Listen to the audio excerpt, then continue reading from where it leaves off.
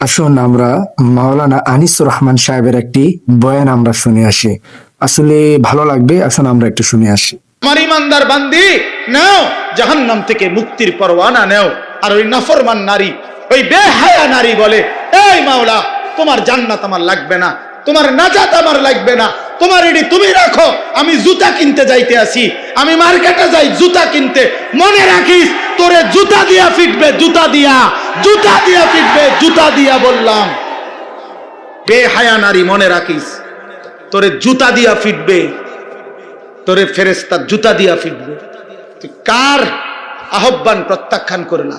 রমজানের শেষ 10 দিন জুতা কেনার জন্য আল্লাহ দিছিল? কথা বলেন না কেন? শেষ 10 দিন শাড়ি গহনা কিনবার জন্য আল্লাহ দিছিল? তো আল্লাহ তো ডাকলো মাগফিরাত নাও, আল্লাহ তো ডাকলো রহমত নাও, আল্লাহ তো ডাকলো নাজাত নাও। তুমি কও না আমার এডি লাগতো না, আমার জুতা, আমার দরকার জুতা, আমার দরকার শাড়ি, আমার দরকার ফেয়ার অ্যান্ড লাভলি, আমার দরকার গহনা। আমি রাস্তার পুরুষ দেখাবো, আমি বখাটেরা রেডি হয়ে আছে আমার রূপ দেখার জন্য, যৌবন দেখার জন্য। এই জন্য অসভ্য মেয়ে নিজের শরীর প্রদর্শন